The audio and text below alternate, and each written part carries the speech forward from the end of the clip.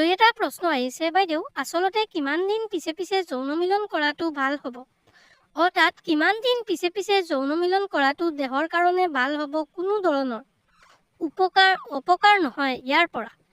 বন্ধুসকল, আজিৰ ভিডিঅ'টোত আপোনালোকক সেই বস্তুটো ষ্টেপ বাই ষ্টেপ শিকাই দিম যে এটা সঠিক যৌন মিলনৰ সময়সীমা কেনেকুৱা হ'ব লাগে আৰু কিমান দিন পিছে পিছে সেই মিলনটো হ'ব লাগে।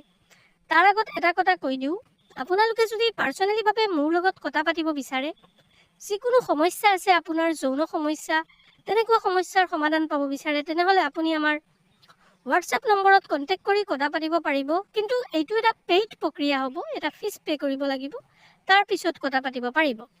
এতিয়া আহোঁ মূল আলোচনিক বিষয়লৈ। চাওক বন্ধুসকল, মূল বিষয়টো হ'ল যে কিমান দিন পিছে পিছে মিলন কৰিব লাগে। আৰু লগতে এটা কথা কওঁ যে আপোনাৰ যদি তেনেকুৱা কোনো কুৱেশ্যন আছে, সেইটো আপুনি কমেণ্ট কৰি জনাব, ভিডিঅ'ত এটা লাইক কৰিব।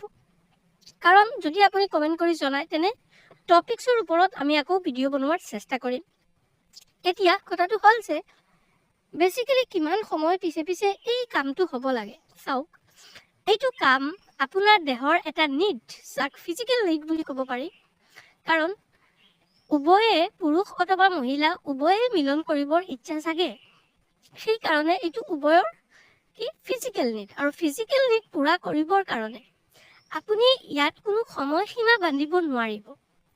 এইটো আপোনাৰ বডিৰ ওপৰত টোটেলি ডিপেণ্ড কৰিব যে আপোনাৰ বডিয়ে কেনেকুৱা বিচাৰিছে। অৰ্থাৎ আপোনাৰ যেতিয়া মন যায়, আপোনাৰ যেতিয়া বডিয়ে বিচাৰে, তেতিয়া আপুনি মিলন কৰিব পাৰিব। সেইটো এদিনত এবাৰ হ'ব পাৰে, এদিনত দুবাৰ হ'ব পাৰে, 3 দিনত এবাৰ হ'ব পাৰে, সপ্তাহত এবাৰ হ'ব পাৰে, 15 দিনতো এবাৰ হ'ব পাৰে। এইটো আপোনাৰ বডিৰ ওপৰত ডিপেণ্ড কৰিব যে আপোনাৰ বডিয়ে, আপোনাৰ ফিজিকেল হেল্থে সেই বস্তুটোক নিড হিচাপত কেনেকৈ লৈ আছে।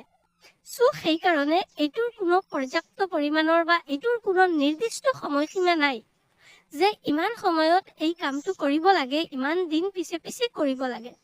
কাৰণ বেলেগ বেলেগ মানুহৰ হেল্থ কণ্ডিশ্যন বেলেগ বেলেগ মানুহৰ ফিজিকেল হেল্থ বেলেগ বেলেগ। সেইকাৰণে বেলেগ বেলেগ মানুহে তেখেতৰ নিজৰ হেল্থৰ প্ৰতি, তেখেতৰ নিজৰ বডিৰ প্ৰতি সঁহাৰি জনাই সেই হেল্থে যেতিয়া বিচাৰিব তেতিয়া কৰিব লাগে। তেনেকুৱা কৰিলে সেইটো আপোনাৰ বডিৰ কাৰণে উপকাৰী হ'ব, অপকাৰী কেতিয়াও নহয়। আশা কৰিছোঁ বস্তুটো আপোনালোকে গম পাইছে। ভিডিঅ'টো ভাল লাগিলে মোৰ ভিডিঅ'টো শ্বেয়াৰ কৰিব, এটা লাইক কৰিব নেপাহৰিব, আৰু কমেণ্ট কৰি জনাব। লগতে যদি ফেচবুকত চাইছে, পেজটো নিশ্চয়কৈ ফ'ল' কৰি ভিডিঅ'টো এটা শ্বেয়াৰ মাৰি দিব। ইউটিউবত যদি চাইছে, তেনেহ'লে চেনেলটো ছাবস্ক্ৰাইব কৰিব, লগতে ভিডিঅ'টো এটা শ্বেয়াৰ